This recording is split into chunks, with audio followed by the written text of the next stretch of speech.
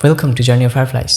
আমার একটা খুব সিম্পল কোয়েশ্চেন আছে, সেটা হচ্ছে জীবন আর জীবিকা এই দুটোর মধ্যে কোনটা বেশি ইম্পর্টেন্ট, লাইফ না career?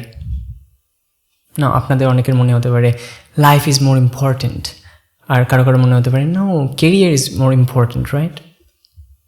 Late me tell you something else. জীবনই যদি না থাকে তাহলে জীবিকা থাকা না থাকা মানে কোনো মানে হয়? I don't think so. But according to UGC and Supreme Court, well, career হচ্ছে more important.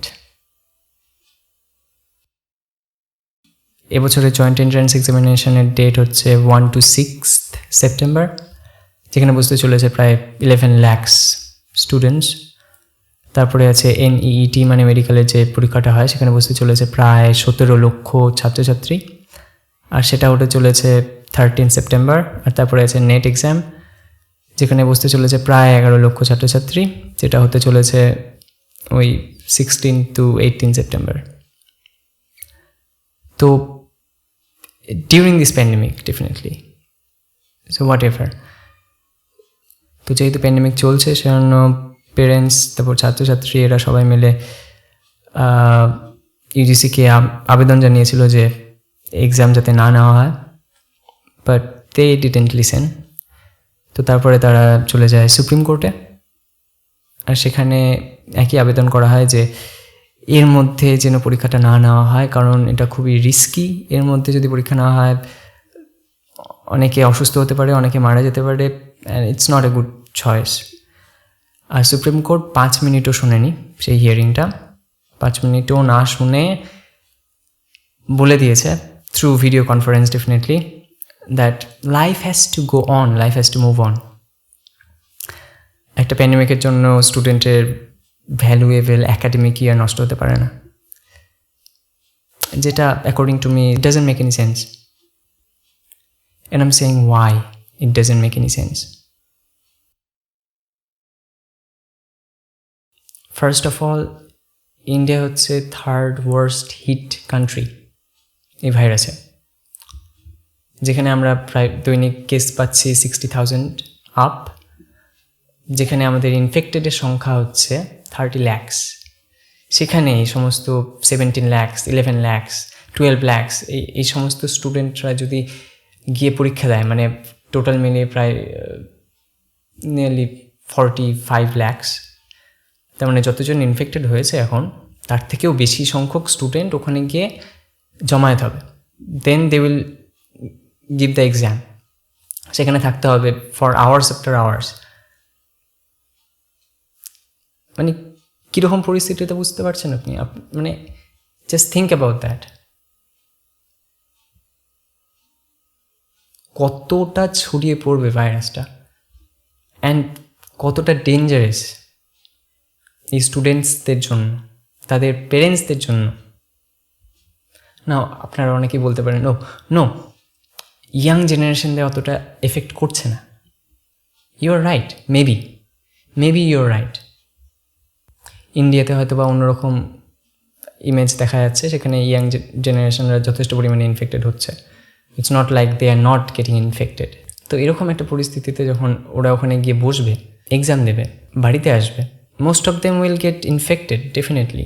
এখানে কোনো কনফিউশনের জায়গা নেই যে they won't get infected, they will definitely get infected. সেখানে যতই সোশ্যাল ডিস্টেন্সিং মেনটেন করা হোক, যতই এই সমস্ত প্রোটোকল মানার কথা বলা হয়েছে, it will spread. It's a highly contagious disease. সেখানে আপনারা কী করছেন? সেখানে আপনারা ঠেলে দিচ্ছেন ছাত্রছাত্রীদের যে যাও, get infected, get killed, right? আর আপনারা যারা ভাবছেন যে না, যথেষ্ট পরিমাণে সোশ্যাল ডিস্টেন্সিং মেনটেন করা হয়, যথেষ্ট পরিমাণে প্রোটোকল মেনটেন করা হয়, so they won't get infected, তাদের জন্য কয়েকটা পিকচার আমি দেখাচ্ছি। কয়েকদিন আগে যে সমস্ত জায়গায় এক্সাম নেওয়া হয়েছিল সেই সমস্ত জায়গার জাস্ট কয়েকটা পিকচার, তাহলেই বুঝতে পারবেন যে কীরকম পরিমাণে মানা হচ্ছে আর কি হতে পারে। This picture was taken during KEAM exam, যেটা নেওয়া হয়েছিল 16th জুলাই কেরালাতে। আর এটা হচ্ছে কর্ণাটকে নেওয়া কোমেটকে এক্সামের situation. Now it's quite clear কত সুন্দরভাবে সোশ্যাল ডিস্টেন্সিং মেনটেন করা হচ্ছে, কত সুন্দরভাবে সমস্ত প্রোটোকল মেনটেন করা হচ্ছে, কোনো রিস্কের প্রশ্নই ওঠে না, তাই না? You will conduct exams. Fine, definitely. I mean, ironically speaking, definitely. কীভাবে নেবেন পরীক্ষাটা আর কিভাবে দেবে ছাত্রছাত্রীরা? তারা তো মানে এক্সাম সেন্টারে কাছাকাছি বসে আছে, তাই না? যখন এক্সাম বলবেন যে এখন এক্সাম আছে, আজকে এক্সাম আছে, কালকে এক্সাম আছে, একদম চলে যাবে। মানে টাইম মেশিন আছে বা কোনো এনিওয়্যার ডোর আছে, ওর মাধ্যমে চলে যাবে। Because of the pandemic so many students বাড়ি চলে গেছে, তাদের অনেক দূরে দূরে বাড়ি আছে, তারা চলে গেছে, হোস্টেল বন্ধ হয়েছে। Now you're saying you're conduct the exam. ওরা আসবে কেমন করে এখানে? যেখানে আপনি এক্সাম সেন্টার ঠিক করবেন সেখানে আসবে কেমন করে? ঘোড়া বুক করবেন, জেট প্লেন বুক করবেন, রকেট বুক করবেন নাকি? ওদের জন্য রকেট থাকবে, রকেটে চেপে জাস্ট চলে যাবে। যেখানে ট্রেন চলছে না, ট্রাম চলছে না, বাস চলছে না ঠিকঠাক, সেখানে কেমন করে? একটা বলে দিলেই তো হলো না। আর তার মধ্যে হোস্টেল বন্ধ, কোথায় থাকবে? ফুটপাতে পড়ে থাকবে, তাই তো? তারপর সকালে গিয়ে এক্সাম দেবে, তারপর আবার এসে ফুটপাতে পড়ে থাকবে।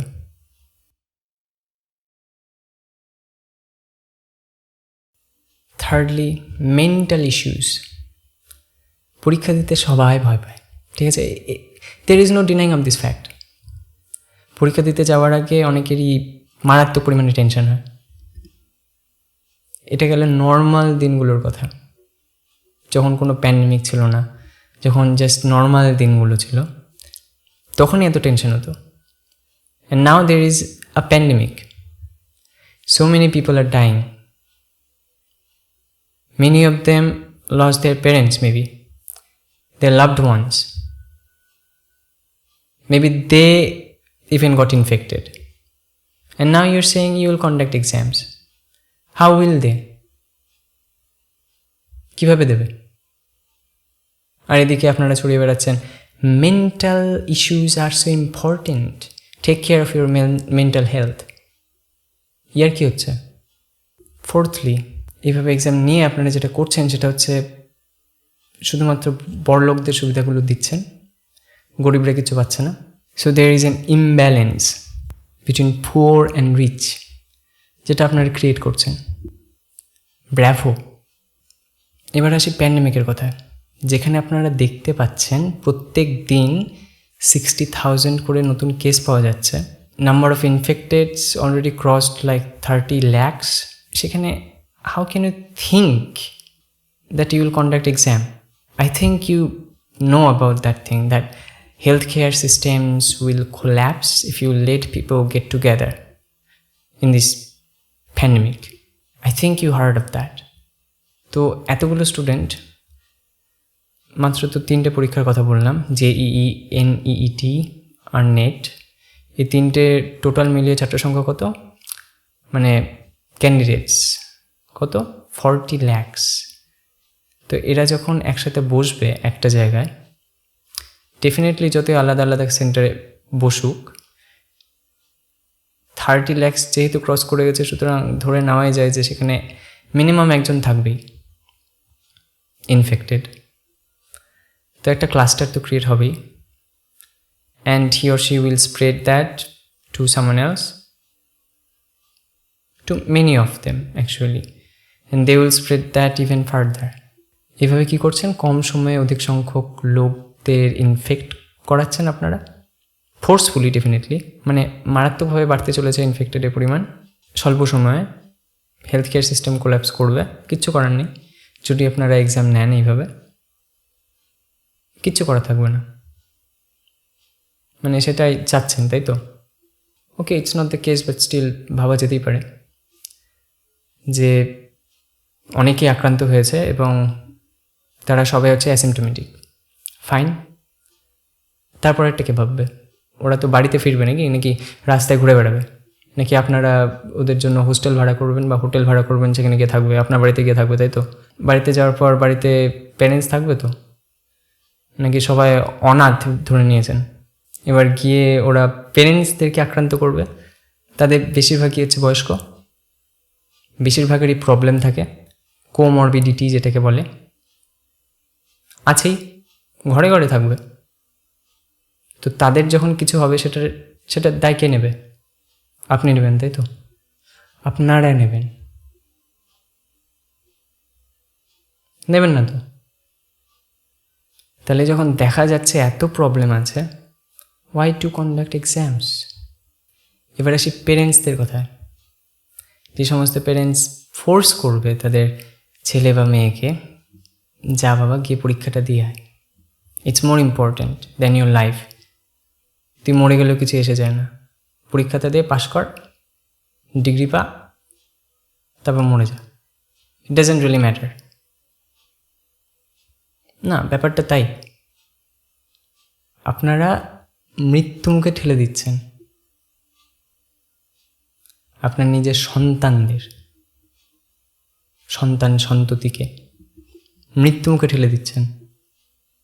মানে ভাবতেও পারছেন না যে কীরকম পরিস্থিতিটা আছে। It's not a normal life anymore, it's not a normal time anymore. একটা প্যান্ডেমিক চলছে, যথেষ্ট সংক্রামক ব্যাধি, আর মারাও যাচ্ছেন অনেকেই। নাম্বারটা অনেক কম মনে হচ্ছে, বাট নিয়ারলি 55,000 মারা গেছেন। এবার সমস্ত মৃতদেহগুলোকে পরপর স্ট্যাক করেন, কত লম্বা হয়, কত বড় হয়, তাহলে বুঝতে পারবেন যে কতজন মারা গেছে। তো সেটার মধ্যে আপনার ছেলে মেয়েও থাকতে পারে, কারণ কেউ জানে না যে কে মরতে চলেছে। We don't know, anyone can die. আর যদি আপনার কাছে সন্তানের কেরিয়ারটা বেশি ইম্পর্টেন্ট হয়, সে থাকুক কি না থাকুক, তার ছবিকে দিয়ে কেরিয়ার করাবেন না কি করাবেন জানি না, কি ভেবে রাখেন আই ডোন্ট নো, বাট এরকম যদি মানসিকতা হয় তাহলে বলার কিছু নেই। তাহলে ইউজিসিকে দোষ দিয়ে কোনো লাভ নেই। মানে নিজের বাবা মাই যদি এরকম চায়, তাহলে সুপ্রিম কোর্ট বা ইউজিসিকে দোষ দিয়ে কি লাভ? And pandemic is not the only reason here, যেটার জন্য এক্সামসগুলোকে পোস্টপন করতে বলা হচ্ছে।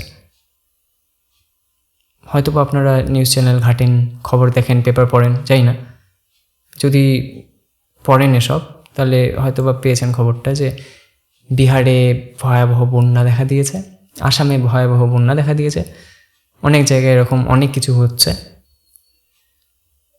যেখানে ঘর ভেসে গেছে, খাটের কাছে জল, হাঁটা যাচ্ছে না ঘরের মধ্যে, সেখানে কীভাবে পড়ে পরীক্ষাটা দেবে? কিভাবে?